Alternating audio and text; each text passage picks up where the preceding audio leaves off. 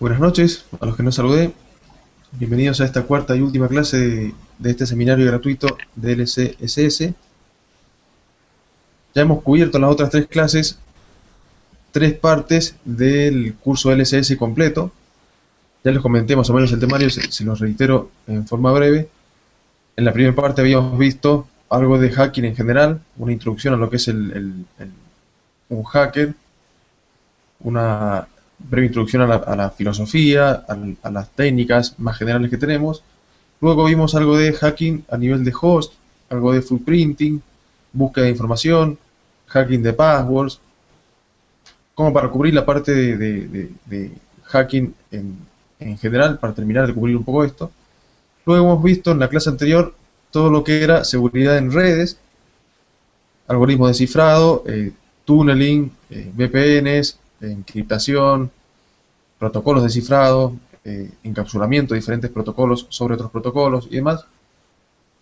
Y hoy vamos a ver la última parte de este seminario, que viene a cubrir un poco la última parte del curso LCSS completo, que es la parte de desarrollo, programación en C, con lo cual vamos a ver un poco de programación básica hoy en C, un programa muy sencillo, una compilación paso a paso, y vamos a ver si nos queda algo de tiempo, algo de buffer overflow, o qué errores de seguridad podría tener un programa escrito en C.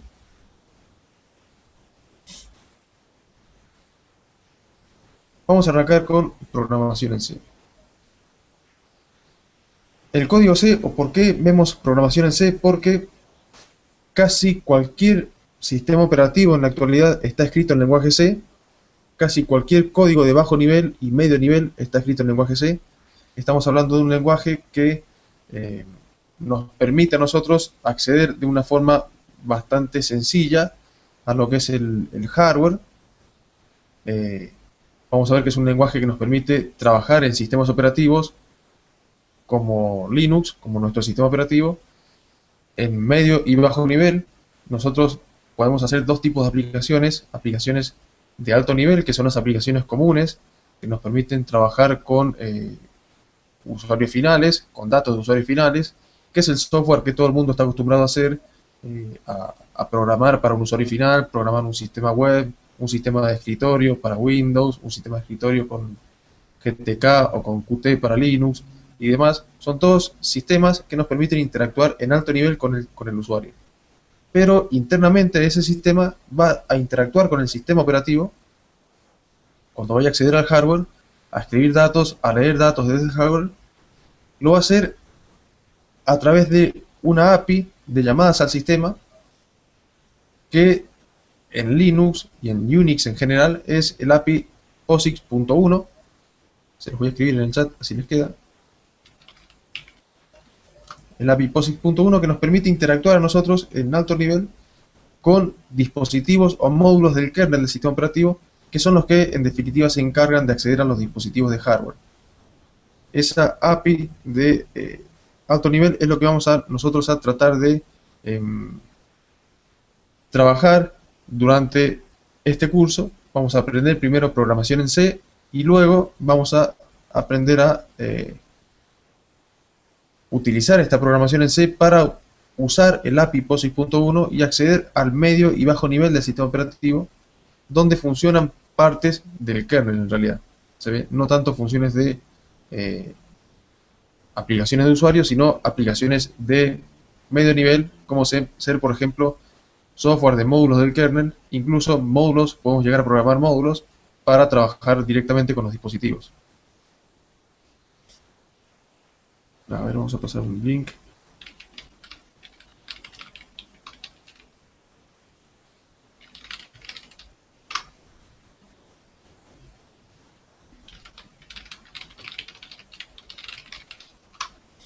Ahí está.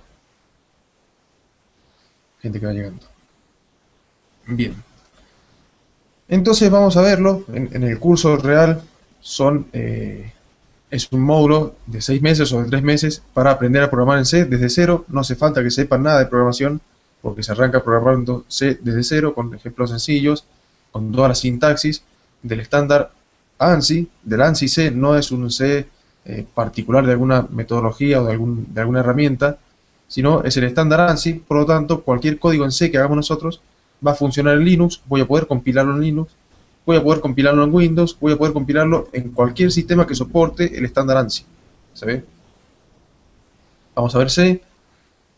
Y luego que manejemos un poco el lenguaje C, vamos a empezar a trabajar con lo que son el API de POSIX.1, cómo hacemos comunicación entre procesos, cómo trabajamos en sistemas operativos directamente, cómo hacemos que un proceso le envíe un mensaje a otro, qué diferentes técnicas tenemos de comunicar diferentes procesos. Eso es, por ejemplo, envío de señales, creación de pipes, creación de sockets, cómo puedo comunicar dos procesos a través de un socket, como los que hemos visto nosotros. Vamos a ver también algo de streams, sockets de flujo y algunas cosas más que nos permiten en definitiva comunicar diferentes procesos. Y luego vamos a ver algunas falencias de programación en el lenguaje C, de programas que podemos hacer en el lenguaje C que pueden llegar a ser vulnerables. Otros lenguajes por ahí corrigen algunos no errores, sino técnicas de programación que en el caso del lenguaje C, esos errores que si nosotros no tenemos en cuenta al programar, nos van a producir huecos de seguridad en C, como por ejemplo buffer overflow, que van a hacer que cualquiera pueda explotar ese hueco de seguridad y correr aplicaciones o comandos o lo que quiera con privilegios del usuario creador del proceso. Se ve que puede ser tranquilamente el root.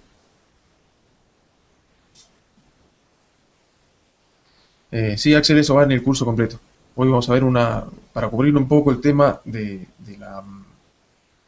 lo que sería la última parte del curso completo, LCSS. Vamos a hablar sobre programación en C, sobre compilación, sobre algunos mecanismos de estos, los tipos de mecanismos que tenemos para comunicar procesos, y vamos a hablar sobre buffer overflow. Les voy a mostrar un pequeño ejemplo de lo que podemos llegar a hacer, o el error que puede llegar a producirse. En realidad un buffer overflow es sencillamente el famoso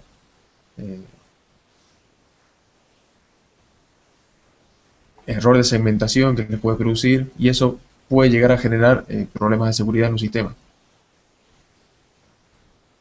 Vamos a arrancar con un pequeño código. Voy a compartirles acá la terminal.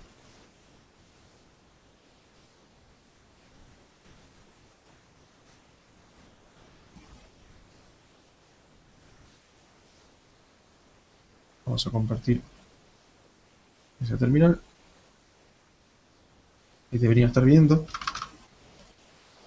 En esta terminal vamos a hacer algunos ejemplos de código en C. Por supuesto, nosotros... Buenísimo, Axel. Nosotros en C lo que hacemos es hacer un programa, como en cualquier lenguaje de programación. Lo que pasa es que el C, al trabajar en bajo nivel, o al trabajar en realidad puede trabajar también en alto nivel, como decían por ahí, Visual C también trabaja en alto nivel, no es lo mismo que C. Nosotros trabajamos en ANSI C, Visual C es de la parte de Microsoft. Nosotros vamos a trabajar con C, con código en C, porque la mayor parte del sistema operativo del kernel o el software y las aplicaciones que veamos nosotros dando vueltas por ahí son aplicaciones escritas en C. El 80-90% del código del kernel es aplicaciones escritas en C, es todo C. Los módulos están escritos en C, hay algunas partes que están escritas en assembler, porque son las que nos permiten acceder directamente al hardware, pero casi todo está escrito en C o en C++. ¿Qué diferencia tenemos entre C y C++? Que C es un lenguaje orientado es un lenguaje estructurado, mientras que C++ es un lenguaje orientado a objetos. Es la versión de C, digámoslo a mí, orientado a objetos. Pablo, debe ser problema tuyo. Ok. Es la versión de C orientada a objetos. Nosotros lo que vamos a hacer con C es código estructurado, casi todo, en el código de Linux, incluso en el código de Windows, que también está escrito en C, pasa que no lo vemos porque es privativo.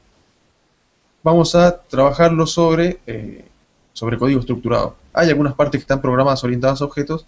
La sintaxis es exactamente la misma, lo que cambia es por ahí la forma de definir clases y la forma, más que nada, la forma de pensar del programador para no modelizar todo en formato estructurado, sino modelizarlo a través de formatos orientados a objetos.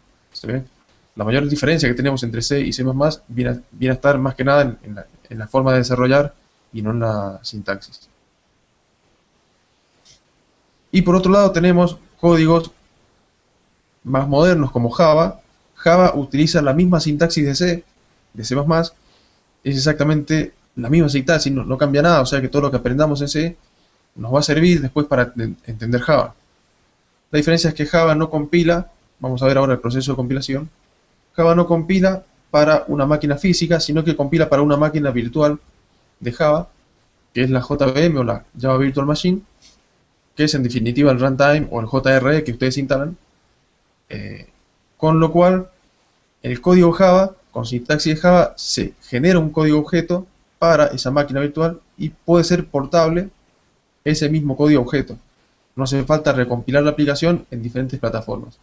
Es por eso que todo lo que se distribuye bajo Java o con código Java funciona exactamente igual en Linux, en Windows, en Mac o en cualquier arquitectura que tenga una máquina virtual de Java. En el caso de C, sí vamos a tener que recompilar el código para cada una de las arquitecturas. Aprendiendo a programar C, Java es orientado a objetos, C++ es la versión de C orientada a objetos, pero permite código estructurado. Java es totalmente orientado a objetos, no hay forma de programar en forma estructurada en Java. Por lo tanto, el mayor problema que se suele tener al pasarse a un lenguaje orientado a objetos es el mecanismo mental de trabajo para poder desarrollar. No es lo mismo hacer un programa de corrido, como por ahí muchos conocen, hacer un programa de corrido, una función main, una función principal, o llamadas a diferentes funciones, que modelizar todo el software a través de clases.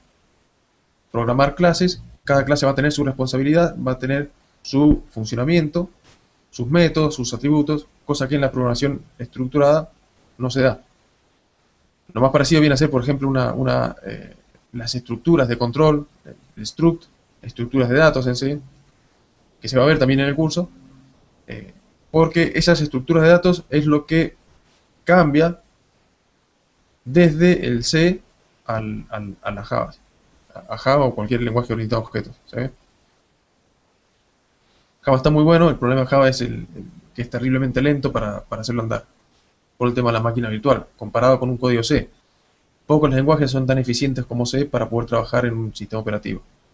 Y es por eso que el sistema en general siempre está escrito en C. Las aplicaciones, la mayor parte de las aplicaciones que ustedes se descarguen para Linux, en el caso que no estén en el repositorio oficial, que las tengan que compilar, están escritas para C. Por lo tanto, nosotros, sabiendo programar C y sabiendo cómo se compila, cuál es el proceso de compilación y cuáles son los posibles errores que tenga, vamos a poder entender el código, vamos a poder entender incluso modificando y contribuyendo con nuevas mejoras sobre ese código que hemos descargado con la comunidad de software libre. Que esa sería la idea final en realidad, poder contribuir con la comunidad, ya que tanto software, tanto sistema operativo y tantas satisfacciones nos ha dado, está bueno que podamos contribuirle con algo.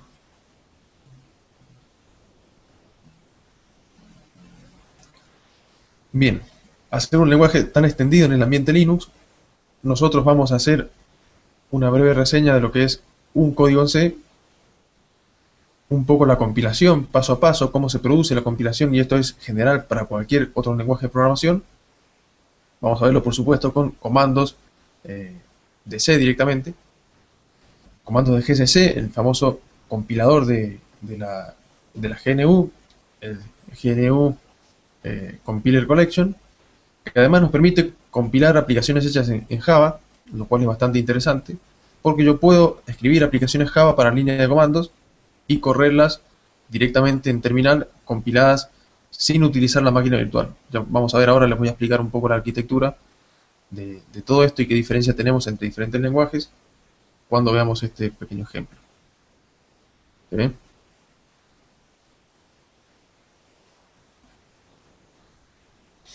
Exactamente, UserBean, en realidad los creadores del C son los mismos creadores del Unix, Kernighan y Ritchie, Ritchie, que ha fallecido hace un poquito, junto con en el mismo mes de Steve Jobs, y nadie se acordó. Pero Ritchie, Dennis Ritchie, lo que hizo fue escribir el código C, escribir el lenguaje de programación C, inventar el lenguaje, y escribir en parte, junto con Thompson y Kernighan, el Unix original, del cual derivan todos los derivados de Unix, como ser Linux, Minix, y un montón de sistemas más. Incluso sin el código C de Dennis Ritchie tampoco tendríamos ningún sistema operativo en la actualidad, ninguno de los sistemas embebidos en dispositivos, casi todos los dispositivos que tienen poca capacidad de procesamiento y poca memoria, requieren de código ejecutable liviano y rápido de correr, y eso se hace prácticamente todo en C. Por lo tanto, cualquier dispositivo embebido, procesadores, manejo de procesos, una PlayStation, un televisor, una videocasetera, un reproductor de DVD, todo utiliza código C en definitiva. Por lo tanto, sin el C de Dennis Ritchie, pocos dispositivos funcionando tendríamos hoy. ¿Se ve? Es por eso tan importante entender un poquito. Vamos a ver un pequeño ejemplo en código C. Acá no tengo nada, vamos a editar. Como siempre, no se van a salvar del Hola Mundo. Vamos a hacer un pequeño Hola Mundo en C y vamos a compilarlo paso por paso para que vean cuáles son las etapas de compilación y de trabajo de un código C, para después, en el caso de que tengan que compilar algo ustedes, encuentren esos errores y sepan de qué están hablando. En este código, siempre en C tenemos una parte que son la inclusión de archivos de cabecera. Vamos a comentarlo, las dos barras son comentario. Los archivos de cabecera son los que contienen definiciones de funciones y dónde ir a buscarlas a una librería en particular.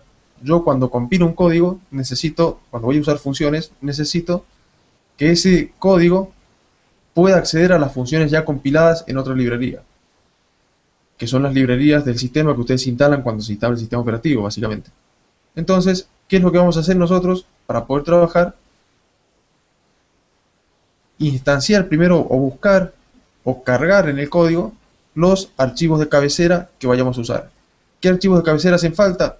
No los vamos a cargar todos, vamos a cargar únicamente los que vamos a utilizar nosotros. ¿Se ve?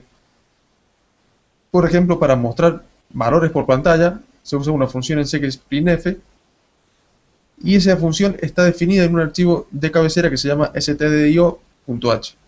Por lo tanto, yo voy a incluir ese archivo de cabecera de esta forma.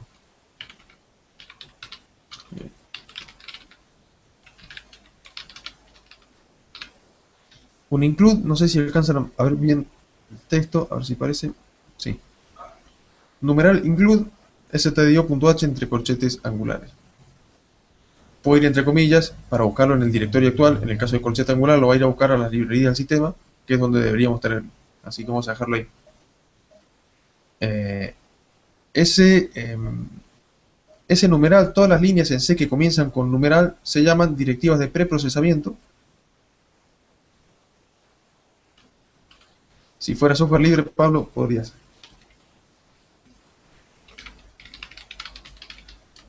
Esto se llama directiva de preprocesamiento. Todo lo que diga numeral algo es una directiva de preprocesamiento. ¿Se ve? En este caso el include es una directiva de preprocesamiento. ¿Por qué le decimos preprocesamiento? Porque ¿cuál es la secuencia que tenemos nosotros desde que escribimos un código fuente hasta que obtenemos el ejecutable? Lo tenemos acá. Por ejemplo, vamos a tener el fuente .c, eso vamos a compilarlo, va a pasar por un compilador, y vamos a obtener, después de compilarlo, el objeto. Vamos a llamarle binario ejecutable. Ya les voy a comentar que hay una diferencia. El binario ejecutable en Windows será un .exe, en Linux es directamente un binario ejecutable, no hace falta que tenga extensión. ¿Se ve? Eso sería el paso general. Durante la etapa de compilación se llevan a cabo varios procesos en el medio que nos permiten generar el binario. Uno de esos procesos es el preprocesado de la información, del código fuente. Entonces, ¿cuáles serían los pasos? Vamos a comentar desde acá hasta acá. Esos son comentarios de varias líneas. ¿Cuáles serían entonces los pasos necesarios? ¿O cuáles son los pasos de archivos que vamos a usar? Los siguientes. Vamos a tener el fuente.c, el original. A eso vamos a pasarlo por un preprocesador para obtener el fuente. Vamos a llamarle preprocesado.c. Sigue siendo código fuente. ¿Qué diferencia tenemos entre el primero y el segundo? Que el preprocesado ya incluye estas directivas de preprocesamiento ejecutadas. Es decir, cuando encuentra un include, lo que va a hacer es ir a buscar este archivo, que es un archivo de texto, tomar todo el contenido y pegarlo donde está la directiva. Voy a tomar todas esas líneas y las voy a meter acá. Por lo tanto, si tengo 15 includes arriba del código, de mi código, en la etapa de preprocesamiento voy a buscar todos los códigos de esos archivos y los voy a poner acá y va a quedar mi código al final. ¿Me explico? Con ese preprocesado, lo que yo necesito hacer ahora es generar la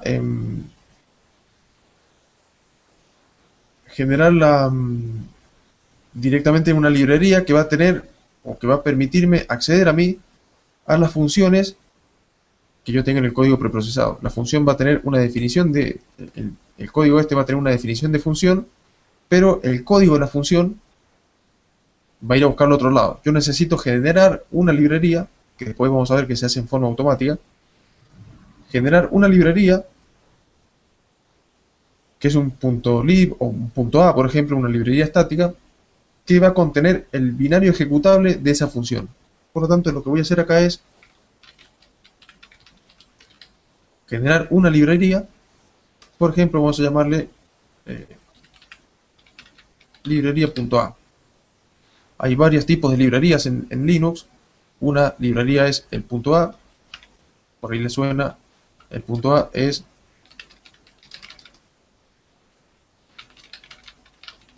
o librería estática directamente. Librería estática. Mientras que tenemos otro tipo de librerías que son los .so en Linux, que son librerías de enlace dinámico. Ese viene a ser el equivalente al famoso DLL en Windows. ¿Se ven? ¿Qué nos permite hacer estos tipos de librerías? La librería estática lo que hace es tomar el código binario de las funciones que yo utilice en mi código, por ejemplo, el printf para mostrar por pantalla, tomar ese código binario y meterlo dentro del binario de mi aplicación. Con lo cual, yo estoy duplicando en el sistema el código binario de esa función, metiéndolo dentro de mi código. Mi código va a ser bastante más grande en una librería de linkeo estática. ¿Se ve? El código va a ser grande, eso puede llegar a ser una desventaja, pero tiene la gran ventaja de que el código, así como está, me lo puedo llevar a otro sistema que no posea las librerías, a otro sistema Linux, por ejemplo, que no posea las librerías en los mismos lugares, pero el código va a seguir funcionando porque las librerías ya las trae incorporadas. ¿Se ve? En cambio, con una librería dinámica, o librería de enlace dinámico, esa librería se va a enlazar o se va a linkear con el software al momento de ejecutarlo. Por lo tanto, voy a tener mi software que va a ser un código muy chiquito, un código objeto o código de máquina muy chiquito, que cuando vaya a necesitar ejecutar alguna función, va a correr la librería o la función de la librería del sistema en el cual se encuentra. Si el sistema no tiene instalada la librería, nuestra aplicación no va a funcionar, sencillamente. Pero si lo tiene, va a funcionar, incluso el archivo de del software es mucho más livianito, más chiquito. ¿Se ven? Hoy vamos a tema librería estática y vamos a ver que es la forma por defecto que tenemos de compilar dentro de Linux para generar este tipo de código.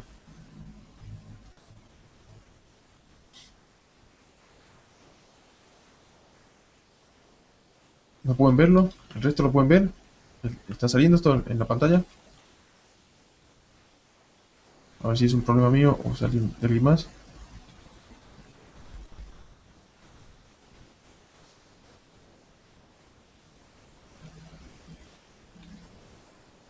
Buenísimo. Bueno, entonces yo tengo mi código fuente, lo preproceso, genero el preprocesado, genero la librería que voy a usar y luego la siguiente etapa es del linkeo. El linkeo o enlace lo que hace es linkear precisamente o enlazar el, el archivo. Perdón, acá me faltó un paso. Preprocesado, generamos la librería, acá me falta generarme el objeto. Compilamos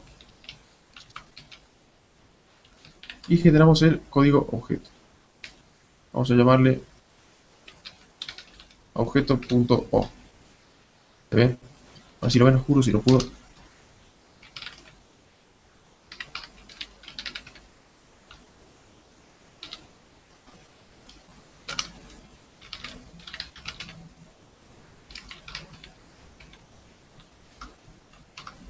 ¿Cómo era esto? Para que lo puedan ver más clarito. No, ya está clarito esto. El código que se alcanza a ver.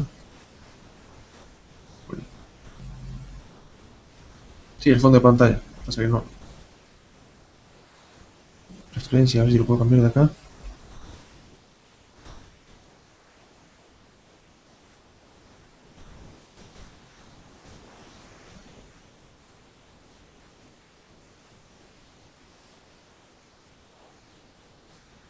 Ahí se ve mejor.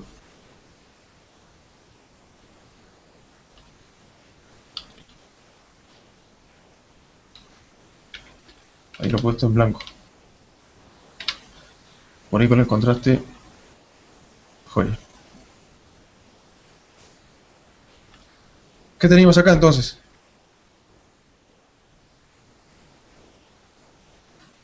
Tenemos el fuente, que yo lo preproceso, genero el preprocesado, a ese lo compilo, generando el código objeto. El código objeto es código de máquina.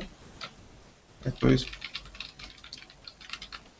código de máquina directamente para una arquitectura en particular. Y aquí la gran diferencia que tenemos con Java: esto ya se compila para Linux, se compila para Windows, se compila para la máquina en la cual estemos trabajando, y no funciona ese compilado en otra máquina, en otra arquitectura distinta.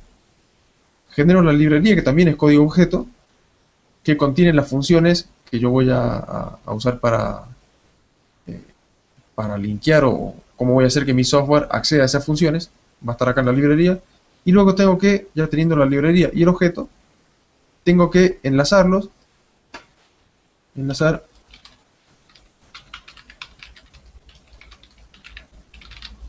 la librería y el objeto.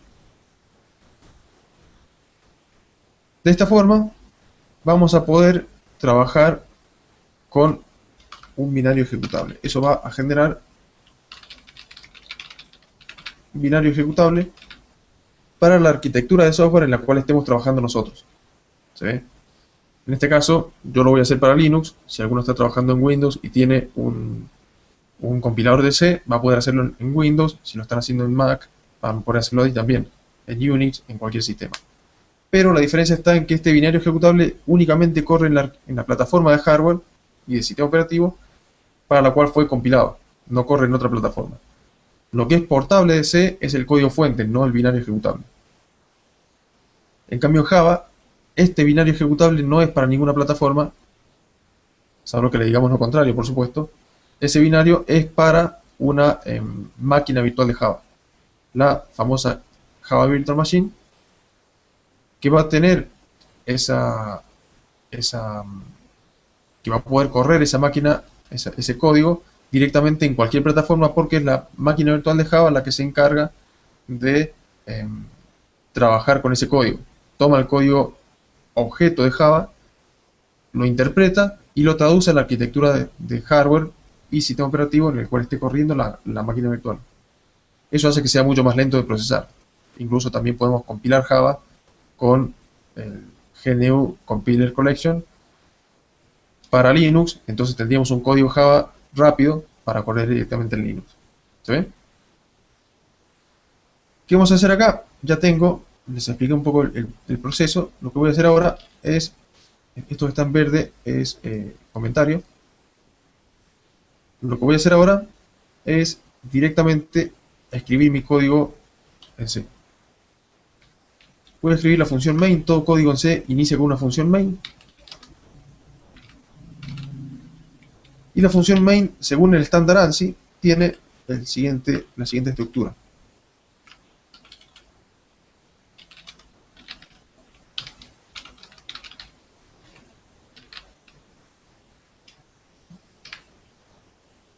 Esa es la estructura o la definición general de una función main en C para el estándar ANSI.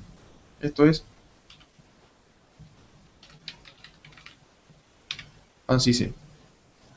Muchas veces se van a encontrar que la función main retorna un void. Void es un tipo de dato.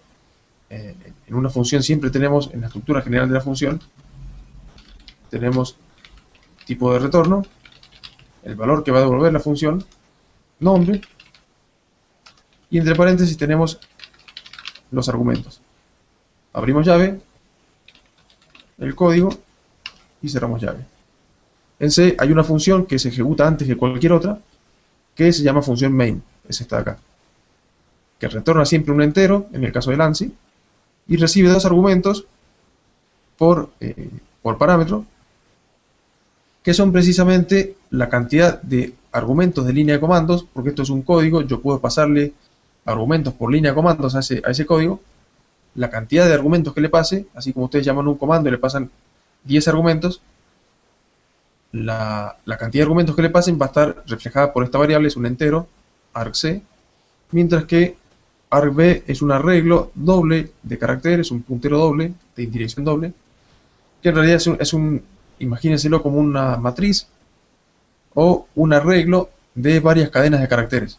En C no existe el string, como muchos lo conocen, existe el carácter únicamente. Y el string es modelizado a través de un arreglo de caracteres.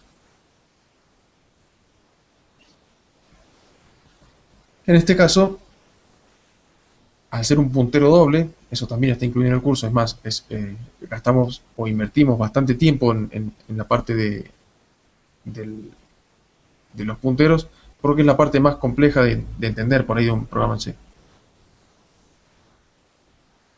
En este puntero doble vamos a tener cada uno de los argumentos que yo le haya pasado por línea de comandos. En este caso, el ANSI C nos pide que definamos así la función, por más que no utilicemos nada de lo que hay adentro, sí o sí tenemos que definirla así, porque es ANSI C, cuando programamos ANSI C tenemos que definirla así por estándar, ¿se ve?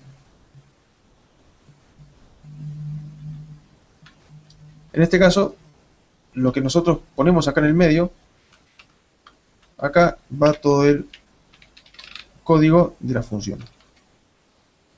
Los enters, los espacios, son opcionales. Yo podría escribir todo el código C sin ningún espacio en una línea ininterrumpida, pero hace que el código sea totalmente ilegible. Entonces, por ahí nos conviene separar el nombre de la función arriba, las líneas de código van a ir debajo, y conviene que vayan indentadas hacia adentro. Esto que hice acá yo, ese tabulador que puse, se llama indentación, y hace que el código quede más estructurado y mucho más fácil de leer por nosotros y por todo aquel programador que lea nuestro código. ¿Se ve? Por eso que yo empiezo a escribir adentro. ¿Qué es lo que vamos a hacer acá? Vamos a escribir nuestro programita Holamundo. Este archivo se llama holamundo.c.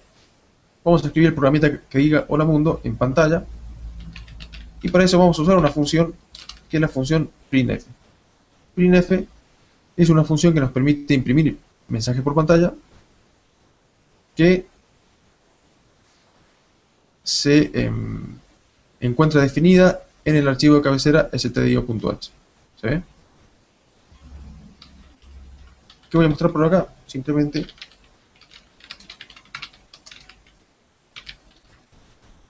vamos a ponerle para que vean que lo estamos creando ahora sobre la marcha. Y voy a tirarle un salto de línea para que me quede el cursor después en una línea abajo. ¿Se ve? Ese /n es un carácter de control del C. Esto así como está, me está faltando una sola línea acá, que como yo le digo al main que retorne un entero, necesito retornar un entero sí o sí. El 0 por defecto es un valor correcto. Si esto se produjese algún error y yo controlo esos errores, podría retornar valores menores que 0 por lo general. Con este código, sacando estos comentarios que tengo acá arriba, porque eso no se preprocesa, yo tengo acá estas 4 líneas que me sirven para imprimir por pantalla un hola mundo, un pequeño hola mundo. ¿Estamos? Todas las líneas, todas las sentencias en C terminan con punto y coma. Vamos a guardarlo. Y ahí tengo mi archivito hola mundo en C. ¿Se ve? Es código texto. Ahí veo el texto. Y lo que voy a hacer ahora es llevarlo por la compilación en todas estas etapas que yo les acabo de comentar, para que vean qué pasa cuando se genera finalmente el binario ejecutable. A ver si me deja, si tengo el compilador instalado. Lo primero que vamos a hacer es preprocesarlo. Les voy a mostrar un código preprocesado, es decir, el mismo código C junto con el código del stdio.h que voy a meter allá adentro. Eso lo vamos a hacer con gcc hola mundo.c -c, vamos a ponerle el -c para que haga únicamente el preprocesado, y el -o para decirle que la salida la quiero en otro archivo que se llame hola preprocesado.c. Ahí estamos, a ver. Ahí tengo dos archivos de texto, el hola mundo, el código original, y el hola preprocesado.c. Si nos fijamos en los tamaños,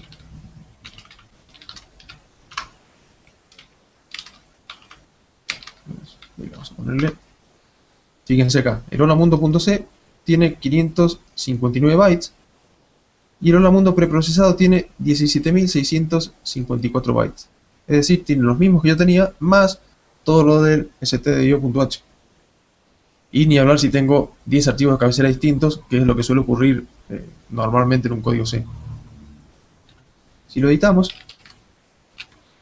el preprocesado, vamos a encontrarnos con esto, con este código. Van a ver que tiene algunas definiciones, algunas cosas, definiciones de tipos de datos. Este código que ustedes ven acá es parte del stdio.h. Definiciones de tipos de datos uchar. Tenemos definiciones de, a ver, estructuras de datos. Y si seguimos bajando, acá estamos buscando la versión del compilador GCC. Y si seguimos bajando y nos vamos al final, voy a ir al final derecho, fíjense que acá termina mi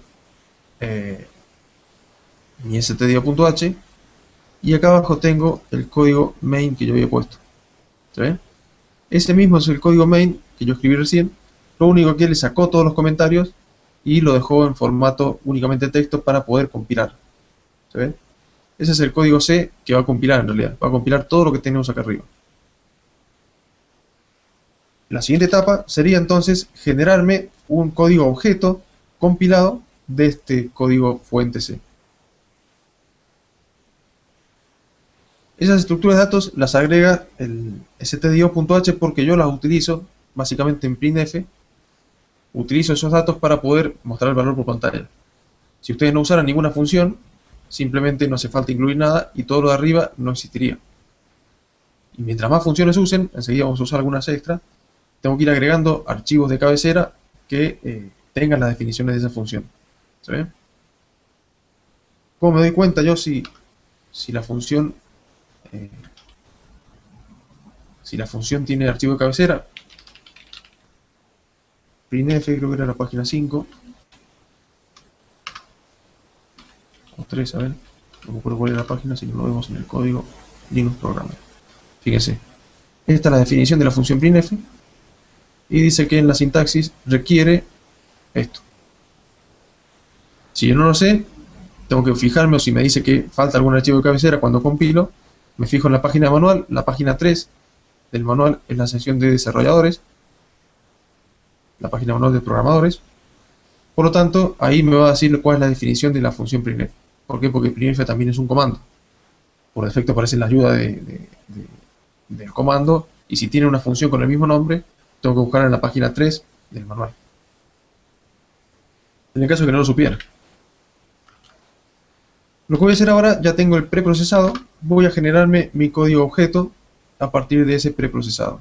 Vamos a hacer un GCC. GCC es el GNU Compiler Collection, desarrollado por Stallman, cuando generó su sistema GNU, por supuesto. Y vamos a hacer -c, hola, preprocesado, y vamos a generarme un -o, hola, objeto.o. Ahí compiló y generó el objeto. Si hubiera tenido algún error de sintaxis, en esta etapa me hubiera saltado el error. Acá ya tengo el objeto, por lo tanto no hay errores de sintaxis, el código está perfecto. Ese objeto, vamos a ver el tamaño. Fíjense que el objeto es más chiquito. El objeto no es archivo de texto, tiene código binario, código de máquina, junto con algunas rutas a donde tiene que linkear las librerías. Si ustedes se fijan, hola, objeto, fíjense, este es el contenido del archivo objeto. No se entiende nada, incluye incluso lo que yo muestro por pantalla, la versión de GCC, el Debian, para el cual fue desarrollada esa versión. O sea, es la versión de GCC 4.6, 4.3. Y aquí tenemos algunos links o enlaces de librerías que yo después tengo que cubrir, porque este código no puedo correrlo directamente. Tengo que generar la librería en este caso y linkearlo para que cuando yo haga un printf, el printf básicamente es esto, esa cosa, ese chino básico que vemos ahí. Cuando hago el printf tiene que ir a buscar el código ese de la función printf a la librería y ejecutarlo. Yo en este caso voy a compilarlo en forma estática, voy a tomar el código de la librería y lo voy a meter acá dentro de este objeto, para generarme el binario ejecutable directamente. ¿Se ve?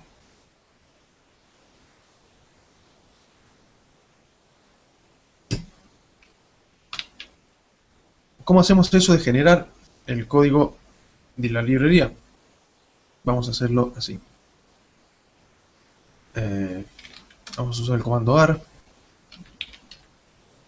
modo verbose.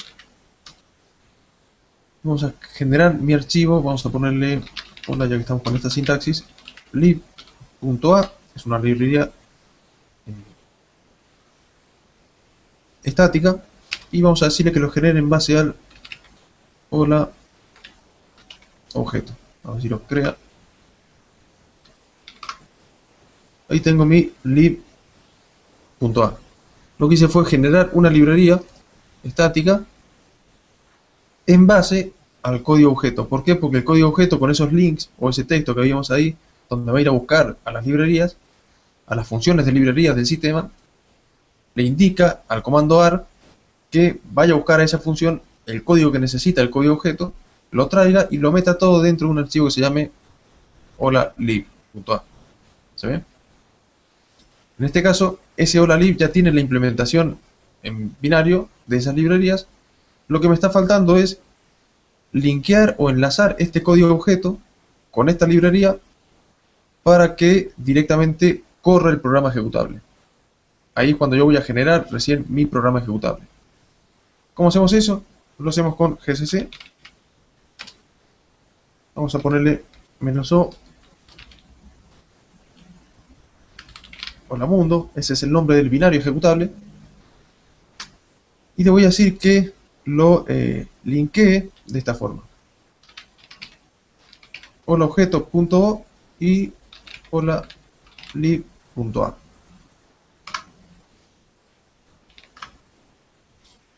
Se ve que ahí lo que hice fue linkear o enlazar este hola objeto.o, el objeto que yo tenía, con el lib y generar este hola mundo. Ese hola mundo es el binario ejecutable, ya lo vemos que tiene permiso de ejecución en Linux, por defecto cuando aparece así en verde, es porque tenemos permiso de ejecución, esas X que ven acá, es el permiso de ejecución en Linux, por lo tanto yo puedo correr ese código directamente. ¿Cómo lo corremos? Punto barra, hola mundo. Como ven, me muestra el mensaje que yo había puesto. ¿Se ven? Eso me permitió a mí generar un código fuente, preprocesarlo, generando el código preprocesado, compilarlo para generar el código objeto. Hemos recorrido todas las etapas de compilación. Hemos generado una librería externa, estática, .a, con el código binario que me falta dentro del código objeto, y lo he mezclado a los dos para generar un código binario ejecutable mediante el linkeo de esos códigos, ¿ven? Del objeto y de la librería. Si tuviera varios objetos y varias librerías, también tengo que mezclarlo todo junto. Por supuesto, hay aplicaciones como Make, que ustedes generalmente usan para compilar en Linux, que en el caso de que tengan varios códigos objetos, únicamente compila o recompila el código que esté desactualizado y no compila toda la aplicación de vuelta. Es totalmente ilógico, si yo modifico un solo código fuente, recompilar todo el resto. En el caso de Make, eso lo hace en forma automática, únicamente compila la aplicación, el código objeto que fue modificado, y mediante esa compilación genera ese nuevo código objeto y linkea, generando el código binario ejecutable, linkea todo el resto de los objetos del sistema que habían permanecido estáticos junto con el modificado. Ahí les voy a mostrar un pequeño ejemplo. Entonces, esto, por supuesto, él se lo mostré así en pasos para que lo vean, todas las etapas de compilación, pero lo hace en forma automática. Si se fijan, vamos a borrar hola mundo, el hola preprocesado, el hola objeto y el hola lib. Si yo hago gcc hola mundo.c -o hola mundo, ya genera también el binario ejecutable y lo podemos ejecutar directamente. Esta es la forma común de hacerlo. La otra forma de hacerlo, como les decía recién, es utilizando Make, pero para Make necesito escribir un archivo de sintaxis que me permita a mí compilar parte de ese software, o decirle al Make que compile parte del software y no compile todo en el caso de que haya cambiado. Se fijan las fechas de modificación de los archivos. En el curso vamos a usar Vim. Yo voy a usar Vim. En realidad el código lo hacemos no hacemos con IDE porque el código se puede hacer tranquilamente en archivo texto. No vamos a manejar interfaces de ventanas, caja de texto ni nada por el estilo. Es código así en bajo nivel. Medio y bajo nivel en realidad. Por eso que no vemos, ustedes pueden usar el IDE que quieren, no vemos, yo no lo voy a hacer con IDE, me interesa que entiendan el código. ¿Se ve? Ya, para otro tipo de lenguajes orientados al usuario final, sí le haría falta un IDE, porque es mucho más fácil programar la parte gráfica. En el caso de C, el IDE lo único que hace es simplemente por ahí generar algo de código, como si fuese una herramienta case o algo por el estilo, pero básicamente el código que vamos a ver nosotros, vamos a escribirlo nosotros a mano, el 100%.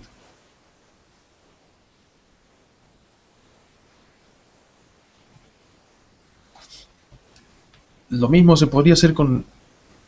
Sí, lo mismo podría hacerse con una librería dinámica. Después vamos a verlo, eso se ve un poco en el curso, los diferentes modos de compilación. Ahora voy a mostrarles cómo... Es más, creo que el GCC así por defecto usa librería dinámica.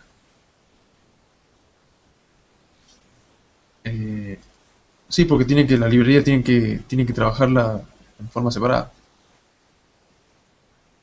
En este caso, como yo hice acá arriba, ese hola mundo, si me lo llevo a otra máquina con Linux, lo van a poner, lo van a ejecutar y va a andar exactamente igual.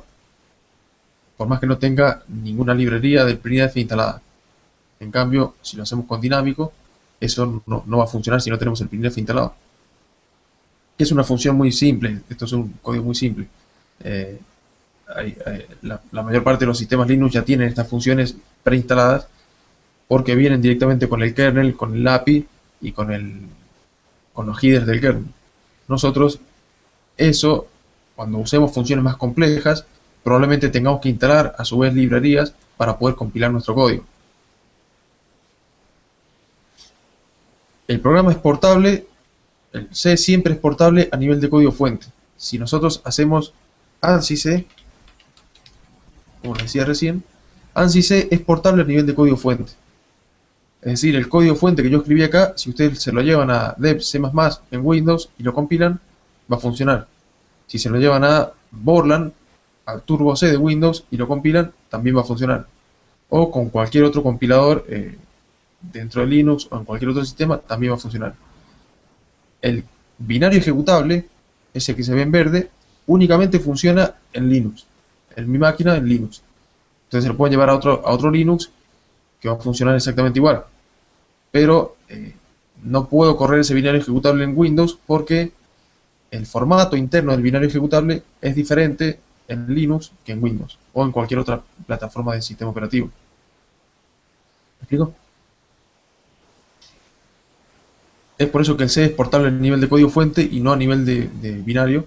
Mientras que Java, en realidad, este binario de Java, si esto fuera Java, eso está compilado para trabajar sobre una máquina virtual. Se llama bytecode. En Java, eso se llama bytecode o código de bytes. Y eso es lo que permite ejecutarse en una máquina virtual. Si yo tengo la máquina virtual en cualquier sistema, voy a poder correr el código binario de Java. Por lo tanto, Java es portable a nivel de binario o bytecode como se lo conoce. Pero requiere la máquina virtual, lo que hace que el trabajo de la aplicación sea bastante más lento que una aplicación compilada directamente en C. Para llevarme esto a otro sistema, si esto quiero correr este hola mundo en Windows, simplemente tomo el código fuente, me llevo el hola mundo.c a Windows, lo compilo en Windows y obtengo el binario ejecutable, el .exe de Windows. Ahí va a ser un hola mundo.exe. Y voy a poder correrlo en Windows. ¿Se ve? Si me lo llevo a otro sistema, voy a poder correrlo en otro sistema siempre y cuando lo compile para ese sistema. Dentro de ese sistema. ¿Se entiende?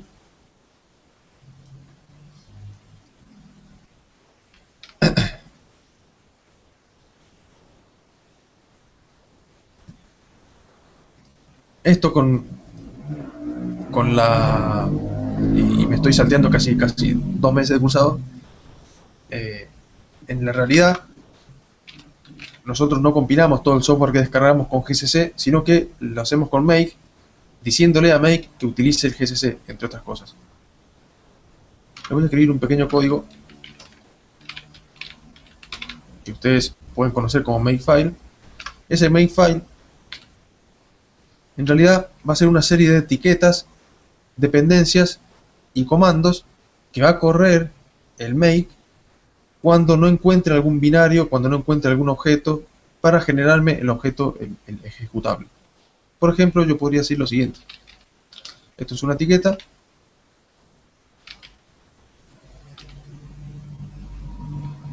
Hola, vamos a ponerle...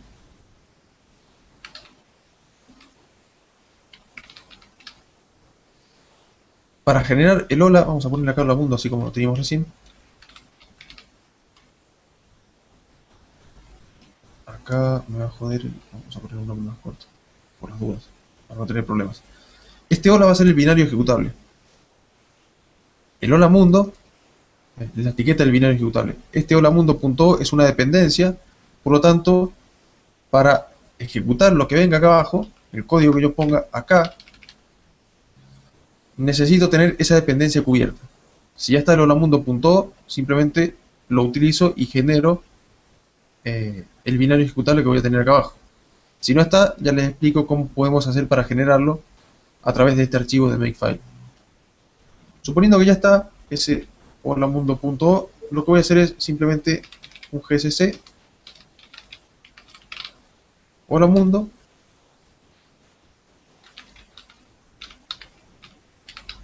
hola mundo.o. Voy a compilar el GCC con GCC el hola mundo.o que yo tenía ya linkeado, por supuesto, compilar y linkear, generándome el hola mundo binario ejecutable. Se ve como hicimos recién. Ahora, si este hola mundo.o no existiera o no fue calculado, yo puedo hacer lo siguiente.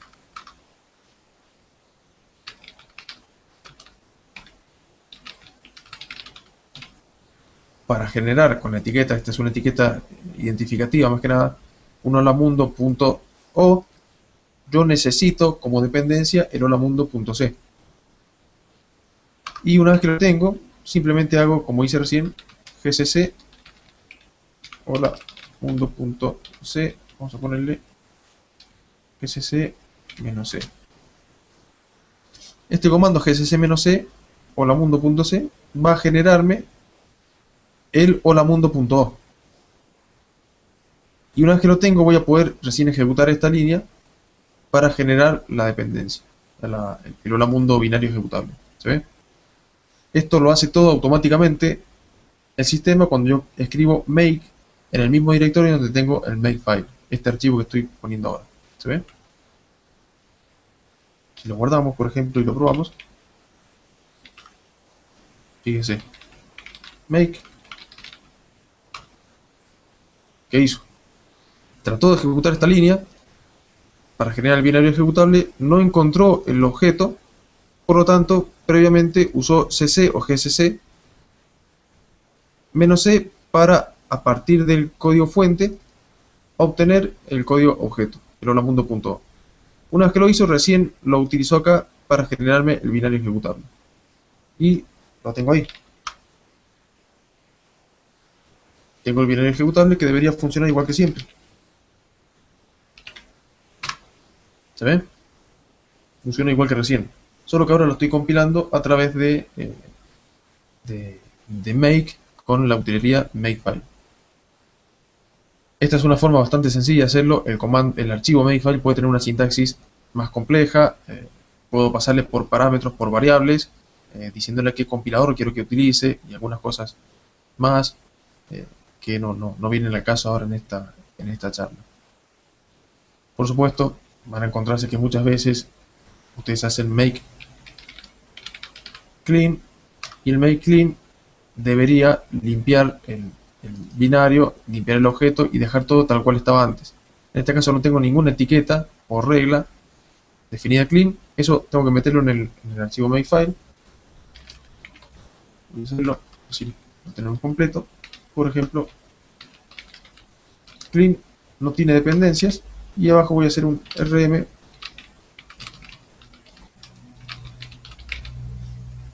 voy a borrar todos los .o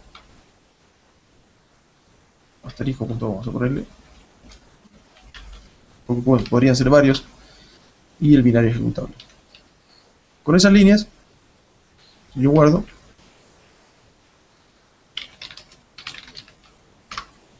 el make clean. Ahora limpia todo lo que yo haya compilado antes. ¿Se ve? Si quiero compilar de vuelta, va a generar todo el código de vuelta. ¿Estamos?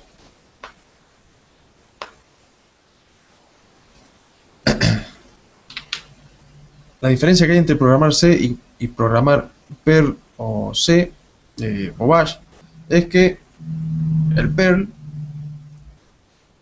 o el Bash son archivos, son lenguajes de scripting, son lenguajes de procesamiento por lotes, no se compilan.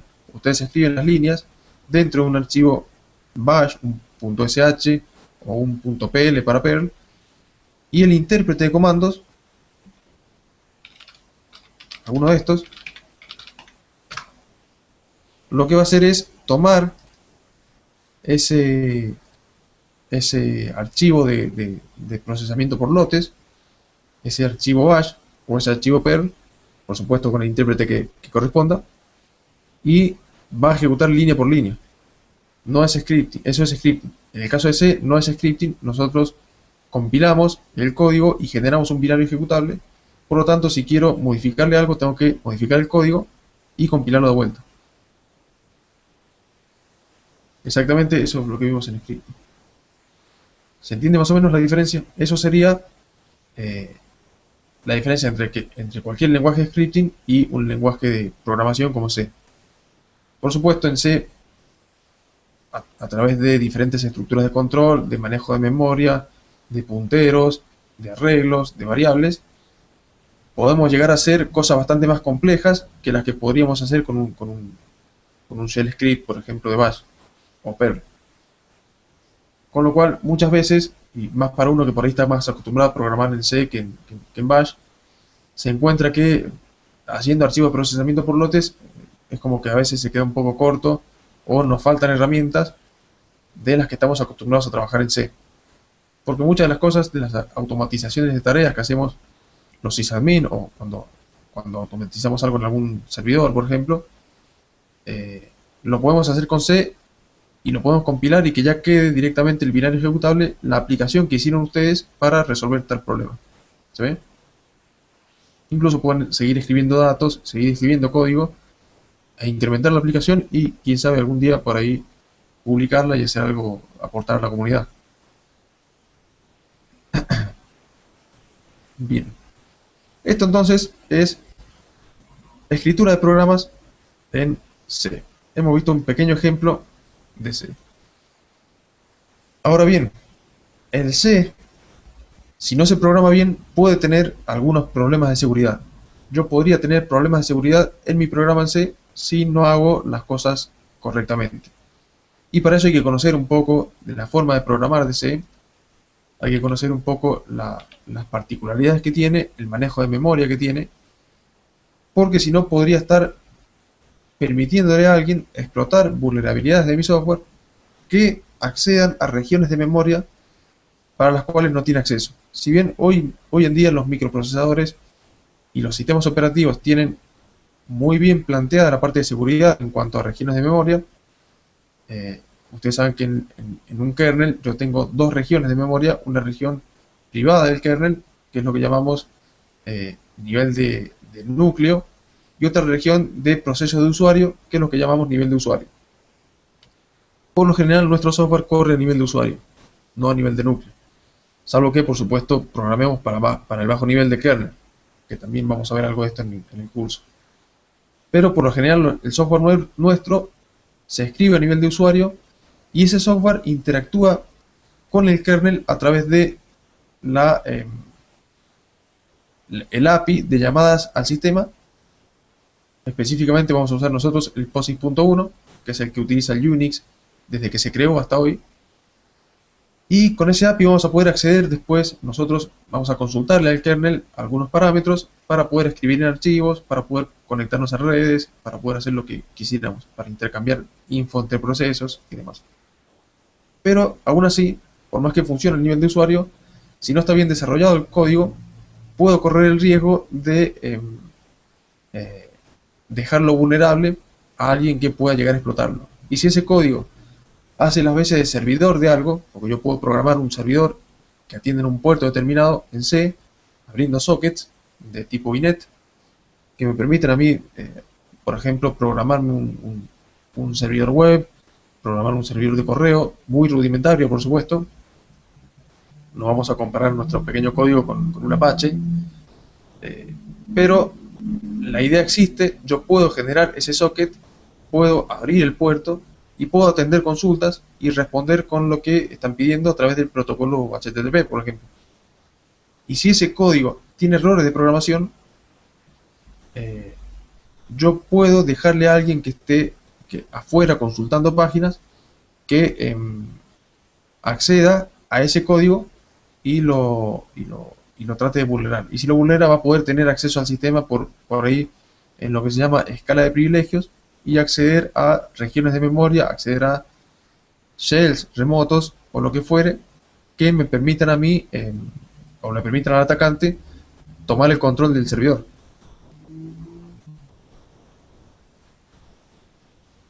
¿Sí? En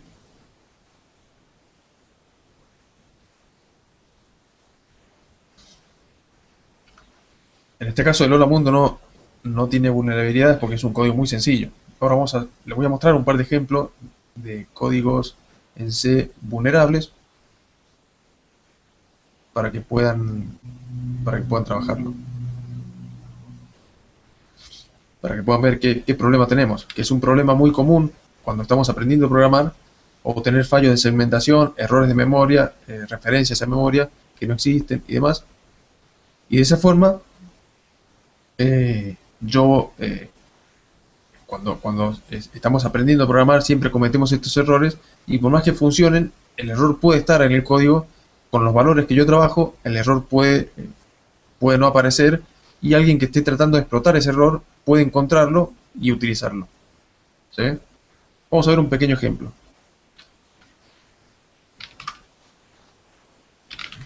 Vamos a ponerle código 1.c y vamos a escribir otro pequeño código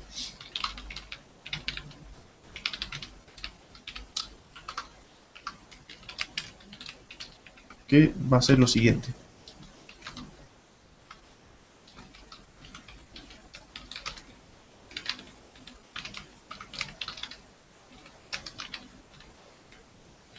Ahí tenemos la definición del ANSI.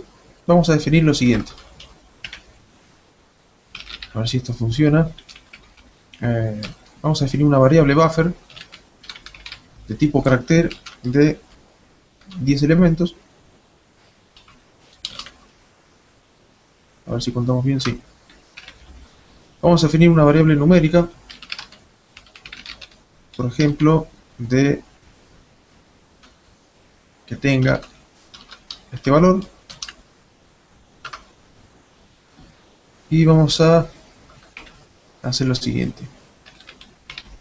Vamos a leer por teclado una cadena que vamos a meter en buffer, la función get. Les voy explicando más o menos. Buffer acá es un nombre variable que yo puse, que yo creé, de tipo carácter, y estos corchetes me indican que es un arreglo de 10 caracteres. En cualquier lenguaje de programación eso se llama string. En C no existe el string. Esto sería un string, por ejemplo, o una cadena de caracteres. En C no existe, yo lo defino como un arreglo de caracteres tipo char. ¿Se ve? Ahí tengo un buffer de 10 caracteres, únicamente va a poder tener 10 caracteres. Y acá tengo un número, una variable numérica de tipo entero. El entero C tiene 4 bytes, por lo tanto son muchas las combinaciones de números que puedo meter. Le he puesto simplemente 1, 2, 3, 4, 5. Lo que hago ahora es leer desde el teclado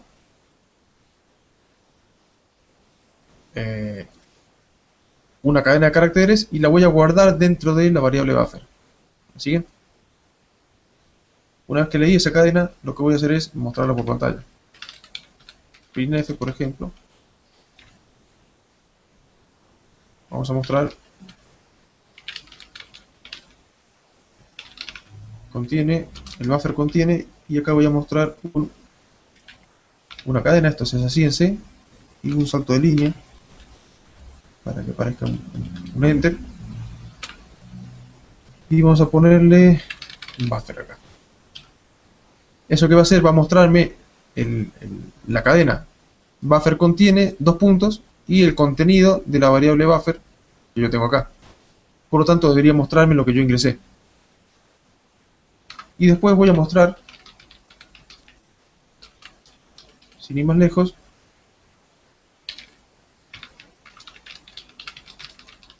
el número es % de barra N, coma, y acá voy a tirarle el número. Me falta una llave. Ahí. ¿Se ven? ¿Qué hacemos ahora? Mostramos simplemente el número es y el número que yo había cargado acá. Ahí debería mostrarme el número es 2 puntos 1, 2, 3, 4, 5. Esto, si ustedes lo ven, puede parecer redundante mostrar el número si yo no lo modifiqué ni hice nada para modificarlo, pero vamos a ver que eso tiene un pequeño problema de seguridad.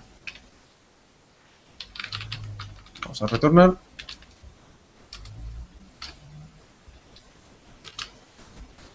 Un retorno 0 y vamos a guardar esto.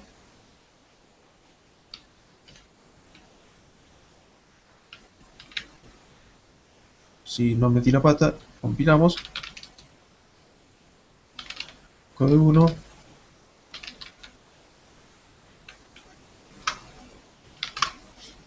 Se compiló. Y tiramos el binario ejecutable. Code 1. Lo corremos, ahí nos pide. Ahí está esperando que ingresemos algo. Por ejemplo, hola. Y me muestra. Buffer contiene hola. Y el número es 1, 2, 3, 4, 5. ¿Se ve? Esto por supuesto podemos tunearlo un poquito más. Yo podría mostrarle acá.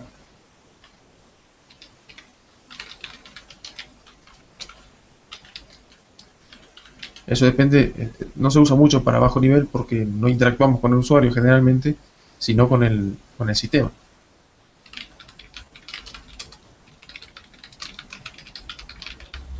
Yo podría hacer algo así.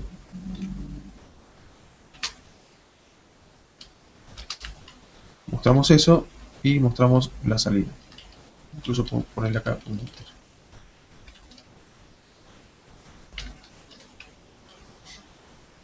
Si compilamos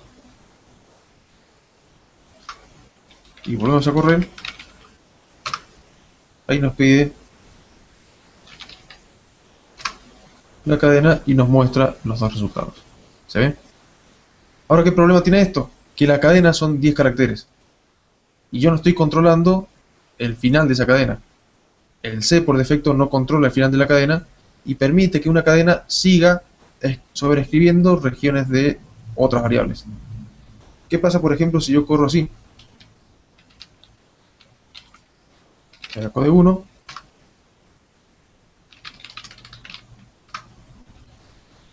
¿Qué pasó acá? Me muestra la cadena, el buffer contiene hola mundo y el número se rompió. El número ya no es lo que decía antes. No es 1, 2, 3, 4, 5.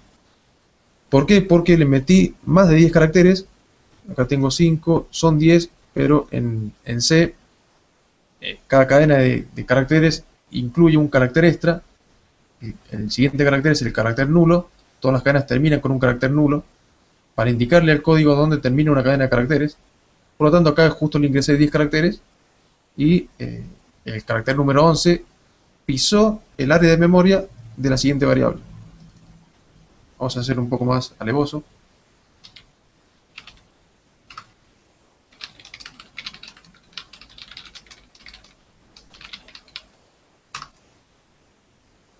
¿Qué pasó acá?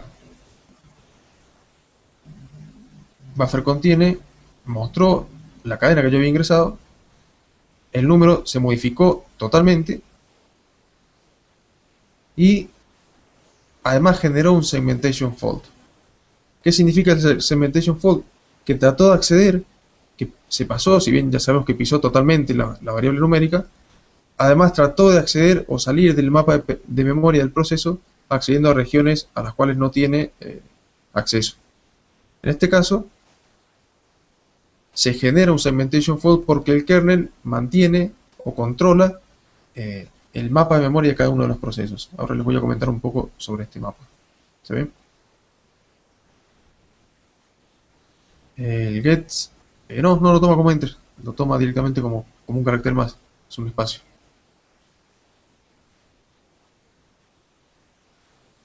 Eso depende de la función que usemos para tomar. Si hubiera usado scanf, sí te toma como una variable como un valor cada palabra. Pero el get te toma un string completo. Lo que hicimos acá entonces fue generar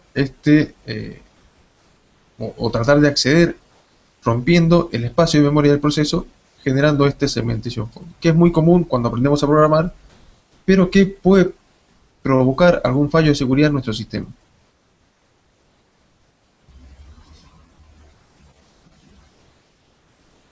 Si les muestra el mismo número, puede ser que tengan, porque eso depende mucho de la arquitectura del sistema operativo. No sé si están trabajando con Windows o con Linux y la cantidad de caracteres que metan acá. Pero eso debería pisar la siguiente variable, si está definida en el mismo orden. Por eso yo precisamente definí acá, en Linux básicamente funciona, definí acá este buffer y después definí la variable numérica. Y eso lo que hizo fue, en el mapa de memoria del proceso, meter esas dos variables en el mismo código. ¿Se ve? En el mismo mapa de memoria. En realidad estamos trabajando en el mapa de memoria de un proceso y ese mapa tiene diferentes partes en la memoria. A ver si les puedo mostrar más o menos. Voy a salir del código. El mapa de memoria tiene diferentes partes que hacen, por ejemplo,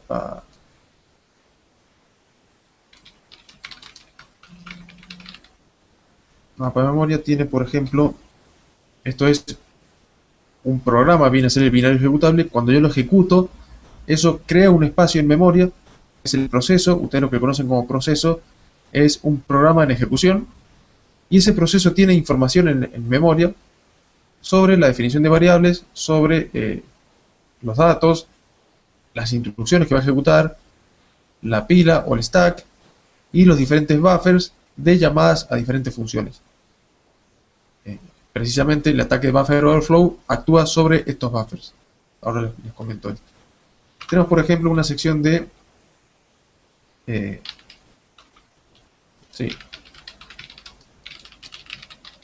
variables sin inicializar, o sea, variables que yo he definido y no les cargué un dato inicial.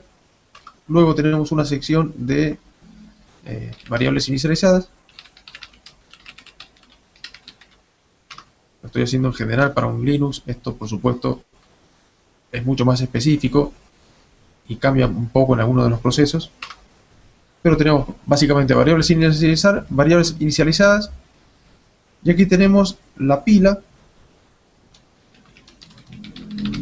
o stack con diferentes buffers que van a ir cargando en esta pila, en esos buffers, las direcciones de retorno de las llamadas a funciones. Cuando yo llamo a una función, lo que hace es ir agregando en esta pila, desde abajo hacia arriba, en realidad ya se los voy a mostrar,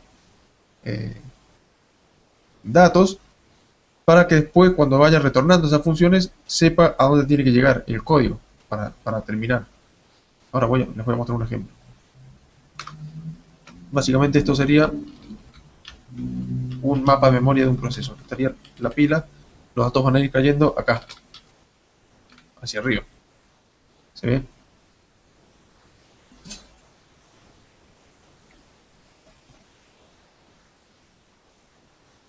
Lo que hacemos con Assembler, en realidad acá no usamos Assembler, usamos shellcodes. Ahora vamos a ver lo que es una shellcode. Nos permite insertar en la parte de instrucciones de un programa, en el mapa de memoria, instrucciones que hacen cualquier otra cosa. Por ejemplo, tratar de obtener una shell de root, o tratar de obtener un acceso privilegiado a un intérprete de comandos.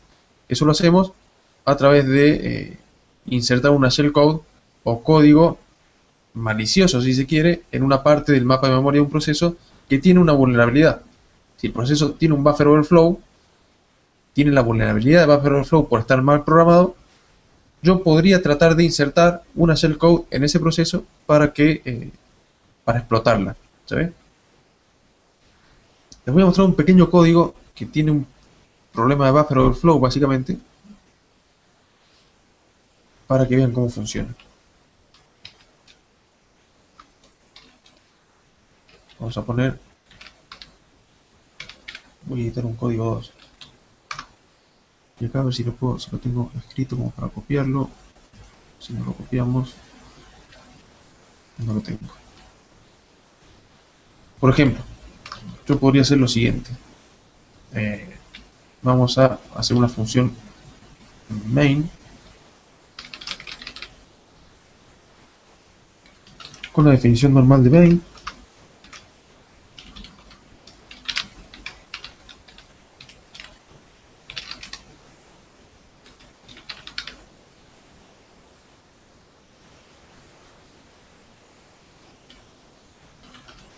Y acá vamos a hacer lo siguiente.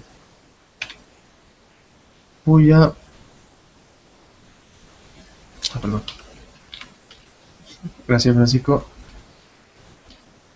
Voy a hacer lo siguiente. Esta es una estructura de decisión de C. Voy a usar algunos argumentos de línea de comandos para que vean cómo funcionan de paso.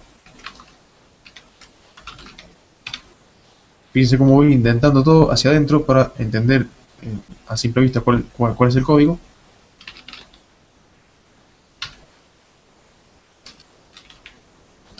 Esto se suele colocar en un código siempre para explicar su uso.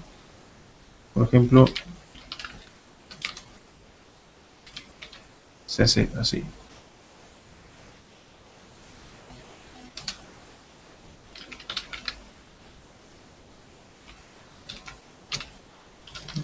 Vamos a hacerlo así. Entonces, es recomendable hacer esto para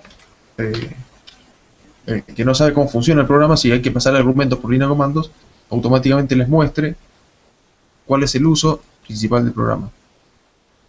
Nos está faltando un parámetro que es el ladder. Ahí vamos a ver. Esto debería mostrarme el uso del ejecutable, usaje o uso, vamos a ponerlo en castellano. Uso, el nombre del binario ejecutable, que está guardado acá. El primer argumento de la lista de argumentos es el nombre del ejecutable. Uso, cadena. Es decir, va a esperar, yo debería colocar el nombre del binario y una cadena de texto. Y con esa cadena, acá por supuesto vamos a hacer un return.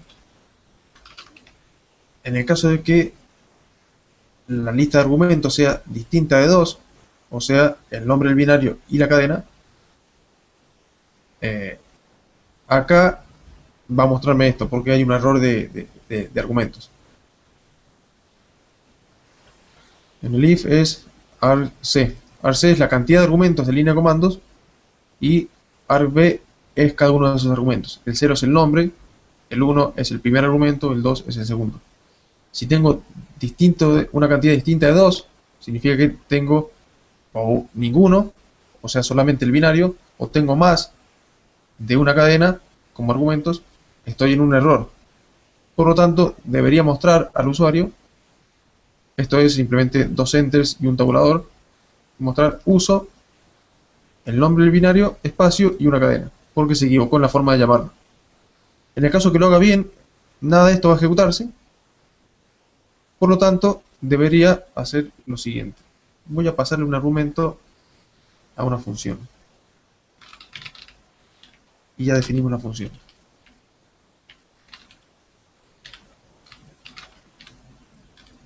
Le voy a pasar el primer argumento del binario a la función. ¿Se ve? Entonces, lo que voy a hacer es, en el caso de que yo coloque, por ejemplo, vamos a ponerle acá, esto como se llama, code2.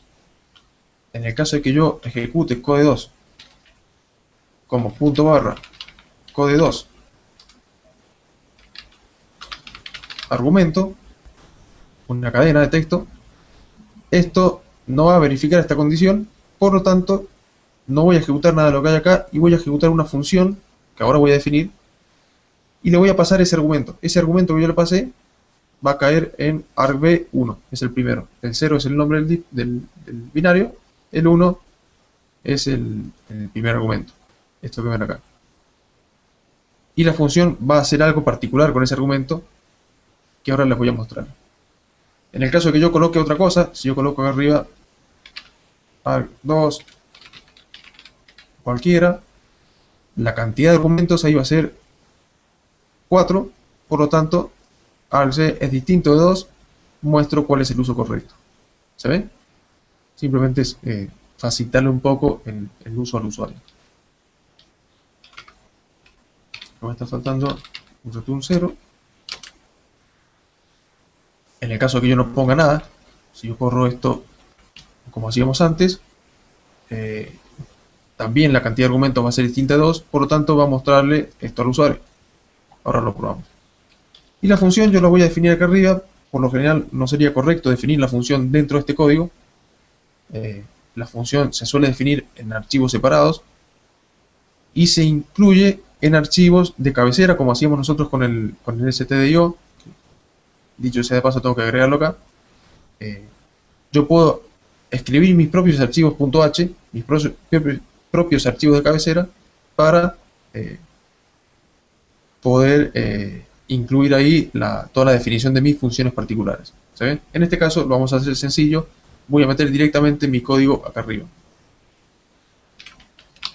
Antes que me olvide, vamos a incluir el stdio.h y voy a definir mi función de esta forma. Void es un tipo vacío, es decir, no retorna nada. La función no tiene ningún valor de retorno. No hace falta que ponga un return. En una función común esto es válido. En la función main también funciona si no lo pongo, pero no sería válido porque no estaría cumpliendo el estándar ANSI C. Esto, recuerden, es por el ANSI C. Si no, yo bien podría poner void main void y nada más. En este caso voy a dejarlo ahí. Y esta función va a recibir como argumento un parámetro que va a ser precisamente este argv1 que le pasé acá. Eso es una cadena de caracteres y en paso a funciones, en este caso, yo lo voy a... Si lo voy a pasar por referencia, en el curso vemos que es paso por referencia, paso por valor, punteros. Para paso por referencia utilizamos punteros. Voy a definir acá un parámetro. Esto es un puntero a caracteres llamado parámetro. Es decir, básicamente una variable que va a almacenar la dirección de memoria de otra variable, no un valor directamente. El argumento 0 siempre es el nombre del programa y del 1 en adelante son todos los argumentos que yo utilice.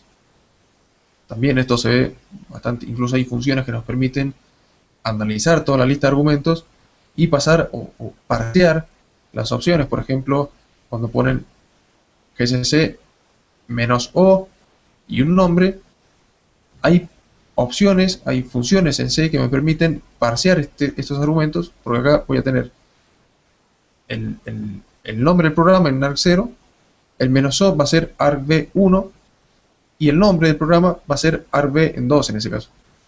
Pero yo tendría que parsearlo uno por uno. Hay funciones que me permiten trabajar con esta lista de argumentos de una manera mucho más sencilla y verificar que lo ingresado por el usuario sea correcto, o en caso negativo avisarles.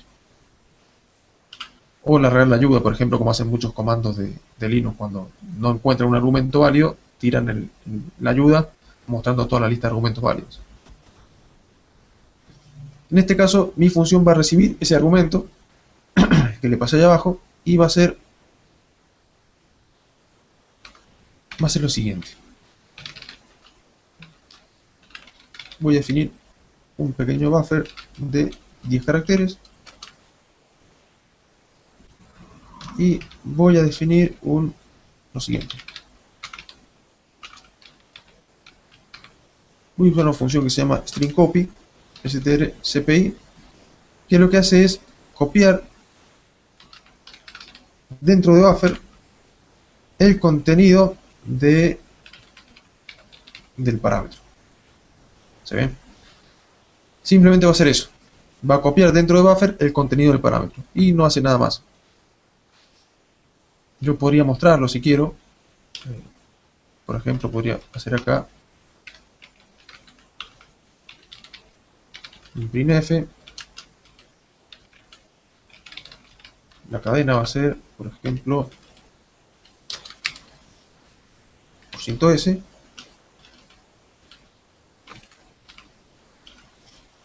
Y vamos a pasar el parámetro. A ver si funciona. ¿Sí?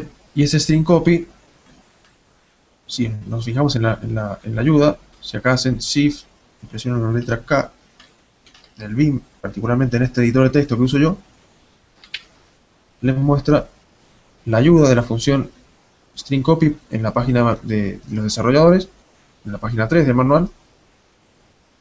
String copy, y requiere un include string.h.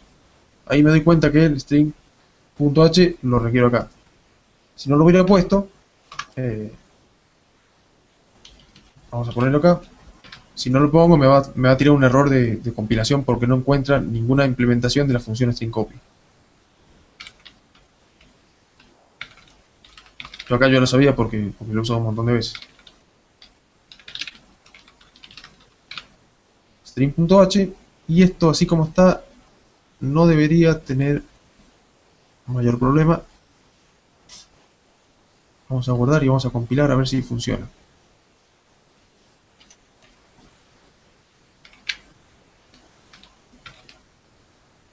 SC code 2. Compilo por lo menos. Me sacó el A.out. Cuando yo no le pongo un nombre de salida, lo coloca como A.out. Funciona igual, pero yo lo voy a hacer así, no se pierden tanto. Code 2 menos O code 2. Y tenemos nuestro code 2 binario ejecutable. Si lo corro, me muestra uso, code 2 y una cadena. Este code 2 fue el que yo le pasé, el arg en 0, el arg b en 0. Y está esperando una cadena. Si yo coloco cualquier cosa acá, también me muestra eso porque estoy pasándole más de 2 argumentos en este caso. Únicamente cuando le paso 2 argumentos va a ejecutar la función. Vamos a ver si funciona. Valga la redundancia.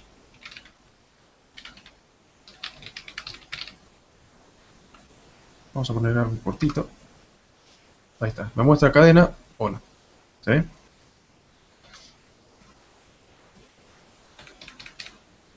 A ver si pongo mundo. Hola mundo.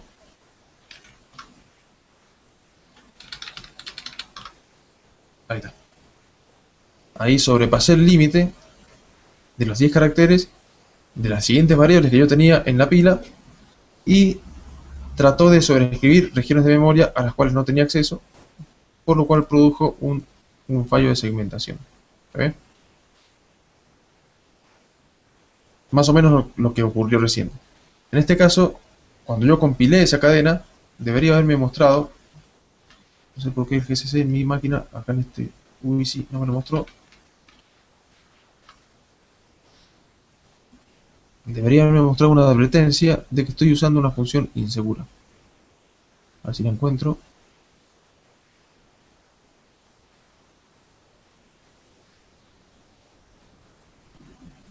No está en la salida. Debe ser por la versión del WYSI. En Squeeze me muestra ya una advertencia acá, cuando yo compilo. Me muestra una advertencia por estar usando string copy. Simplemente por usar string copy me muestra la advertencia porque string copy es una función que en este caso, ¿qué está haciendo? Yo recibo el argumento por línea de comandos, esa cadena larga que le puse, se lo mandé a la función lo recibió en parámetro, lo mostró por pantalla, cadena vale tanto, definí una función, un buffer dentro de la función, una variable, un arreglo de caracteres, y lo que hice con string copy fue meter dentro de ese buffer todo lo que tenía en parámetro. Ahora, string copy no controla el ancho de lo que recibe para metérselo en buffer. Lo correcto hubiese sido que string copy controle el parámetro si era de más de 10 caracteres, 9 caracteres y el símbolo nulo, debería haberme tirado una advertencia. En este caso no, tomó todos los caracteres que traía y los metió dentro de el buffer. ¿Sí? Por eso es que yo veo en ese caso que se produce un fallo de segmentación porque yo no estoy controlando eso. Yo debería controlar este ancho, en el caso de que parámetro tenga más de 10 caracteres, hacer un control del ancho y no permitir que se sobrescriba. ¿Se ve? ¿Cómo funciona esto? Voy a editar, a ver si lo tengo por un lado. Acá está. ¿Cómo funciona? Porque acá, y cómo funciona esa vulnerabilidad de buffer overflow que acabo de generar, porque cuando yo empiezo a correr un programa, se genera esto en memoria, esto en el mapa de memoria del proceso, y me permite a mí ir cargando acá los diferentes valores de retorno de las funciones junto con sus argumentos. De modo que yo cuando llame a la función main, voy a llamar, acá agregaría algo como retorno al main, después voy a cargar, por ejemplo, cuando llamo a la función, voy a cargar en este stack, en esta pila de valores. ¿Por qué se llama pila? Porque yo voy cargando de abajo hacia arriba y de arriba hacia abajo. Después voy a ir sacando limpiando la pila, por decirlo de alguna forma, hasta alcanzar otra vez el retorno al main. Una ejecución normal que haría: inicia el main, se carga en esta pila el valor de retorno al main donde termina, y lo que se carga acá después, cuando yo llamo a la función, la pila se usa para las funciones, para las llamadas a función. Cuando llamo a la función, lo que hace es verificar primero la cantidad de argumentos que tiene esa función. Tiene un solo argumento, se llama parámetro, donde yo le cargué el parámetro. Por lo tanto, acá va a meter el parámetro. Y acá va a meter la función. La función, en este caso yo lo llamé con un solo argumento. Por ahí no se va a ver tan claro acá, pero si yo tuviera varios argumentos, sí podría empezar a pisar un argumento después del otro, porque se agregan uno acá. Parámetro 1, parámetro 2, parámetro 3, así sucesivamente, y acaba la función, el código de la función donde voy a ir a ejecutar. ¿Qué es lo que ocurre? Si uno de esos parámetros, yo empiezo a cargar acá los parámetros, uno de esos, eso es FIFO, uno de esos parámetros podría producir un buffer overflow. ¿Qué es lo que produce en realidad un buffer overflow? O lo que me permite a mí esa vulnerabilidad de buffer overflow.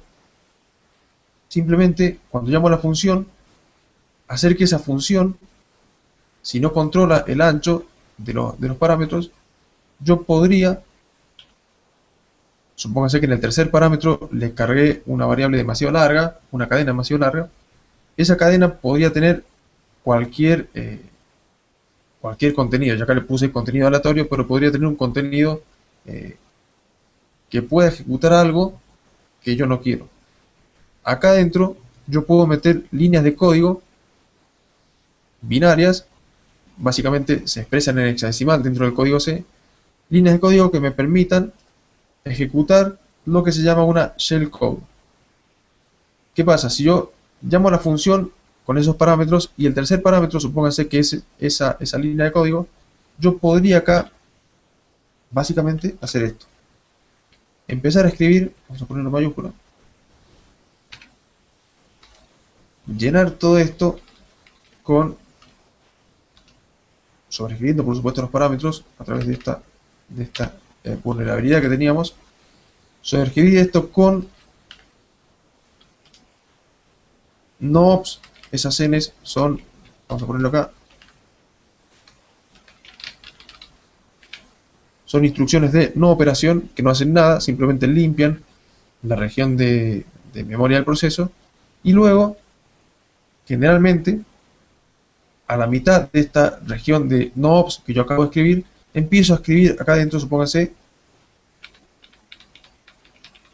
la shellcode. Eso es la shellcode. Esa shellcode es básicamente código ejecutable que yo estoy inyectando, por decirlo de alguna forma, dentro del mapa de memoria de un proceso, y de esta forma estaría haciendo que ese proceso haga otra cosa. Estoy limpiando los argumentos que tenía, la función deja de ejecutar lo que yo quería, lo que quería el desarrollador, y empieza a ejecutar lo que yo le puse acá. Esa shellcode, dependiendo de qué shellcode sea, nos puede llegar a permitir, por ejemplo, acceder a una, a un, a una shell de superusuario, o leer una lista de archivos del sistema, o hacer algo en el sistema de destino que yo quiera, que no quiera el original. La gente que programó esto nunca quiere que su código sea explotado con shellcode. Sin embargo, si el código está mal programado, yo podría llegar a encontrar esa vulnerabilidad y utilizarla. Ahora bien, ustedes se preguntarán, ¿cómo puedo hacer para... no voy a estar probando todos los binarios ejecutables de todas las aplicaciones que hay, a ver cuál tiene la vulnerabilidad? Eso se puede hacer en forma casi automática usando diferentes softwares. Metasploit, por ejemplo, nos permite hacer este tipo de trabajos, encontrando vulnerabilidades y explotando con exploits y shellcodes esas vulnerabilidades para encontrar, por ejemplo, va a ir probando diferentes shellcodes hasta que encuentra una que funciona y nos devuelva una shell de root o nos devuelva algo que, que nos permita acceder a un sistema, por ejemplo, ya sea para romper algo o simplemente para robar información de una línea de comandos. ¿Se ve? Por eso en Linux es tan importante trabajar, en Linux y en cualquier sistema, es tan importante trabajar con procesos que corran con privilegios de usuario común y no con procesos que corran con privilegios de root. Nunca es conveniente arrancar un Linux, arrancar un entorno gráfico como root, porque corren mucho software, muchos programas binarios van a estar andando, en ese caso, como root. Y cualquiera que logre vulnerar algún software de esos, algún binario, que esté corriendo como root, podría llegar a obtener una terminal o una shell de root en esa máquina, y con una shell de root, como todos sabemos, puede hacer lo que quiera. Eso no sería lo más deseable, digámoslo, en una aplicación. Y es por eso que muchas veces, voy a pasar el video, así puedo seguir terminando y cerrando. Es por eso que muchas veces ahí estamos. Muchas veces nosotros cuando configuramos los servicios, que configuramos un servidor web, configuramos un servidor de correos, todos estos servicios corren a nivel de usuario y no corren como si fuesen procesos de root. Por este problema, si algún servicio o algún software tuviera alguna vulnerabilidad de este tipo, tengan en cuenta que son softwares muy grandes, que pueden... ninguno está exento de tener un error de programación, por más expertos que sean los desarrolladores. Ninguno está exento. Es más, al ser software libre y al haber tanta gente colaborando con el desarrollo, hay muchos más ojos que pueden ver ese error antes de que lo encuentre un atacante. Entonces, por eso es tan importante que nuestros servicios en el sistema estén corriendo como usuario común, sin privilegios, y no como usuario root. Un Apache corre con usuario www.data, un POSIX corre como usuario mail, por ejemplo, o el que fuera. De esa forma, si alguien toma el control del proceso, mediante algún tipo de vulnerabilidad como esta, u otras, por ejemplo, SQL Injection para una aplicación web, o la que se les ocurra, hay muchas vulnerabilidades, lo vemos en el curso. Lo máximo que puede llegar a obtener en ese caso, salvo algo catastrófico en el sistema, es tomar una terminal de ese usuario sin privilegios que muchas veces ni siquiera tiene un shell, no tiene intérprete de comandos. ¿Se ve? Por ahí hay que odiar Windows. Pasa que en Windows sí, en Windows suelen correr muchos procesos como administradores. Generalmente los Windows de escritorio corren como administrador casi todo. En el cambio, en Linux, la mayor parte de los procesos corre como usuario común. Ustedes no corren nunca como administrador todo. Simplemente usan su o sudo para correr algún proceso como root, pero no corren todo el entorno como root. Nunca es conveniente correr el entorno. Incluso Genome en Debian no les permite correr o loguearse como root dentro del sistema operativo, en el modo gráfico. Ni siquiera les da la opción. Se loguean como usuario común y después, si necesitan correr comandos como root, usan su, sudo, gksudo, en caso de que sean aplicaciones gráficas, para correr ese tipo de- de aplicaciones.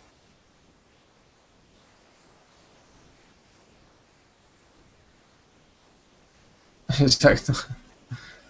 ¿Se ve? Los parches o los patch de aplicaciones suelen corregir esto, simplemente actualizan parte del software. El binario no es solamente uno, en la aplicación generalmente son muchos binarios, muchos códigos objetos. Lo que hacen los parches es corregir aquellos códigos objetos que tengan estos errores y regenerar los binarios ejecutables para que la aplicación deje de tener este tipo de problemas. ¿Me explico?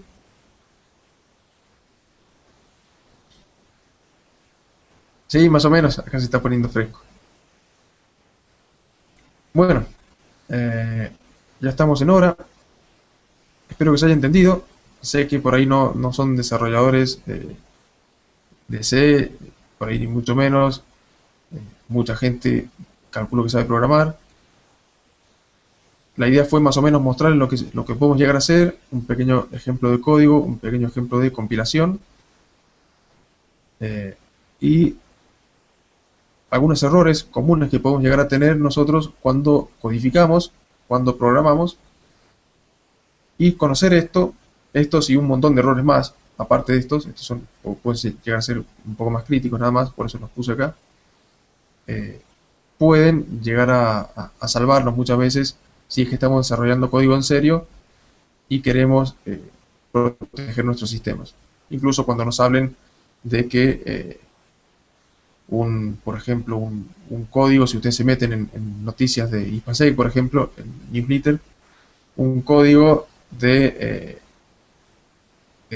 qué sé yo, Bind 9 es vulnerable a ataques de buffer overflow por tal y tal y tal. La idea es que sepamos entender esto y si vemos el código, que sepamos saber dónde está el ataque y qué es lo que está ocurriendo. ¿Está bien?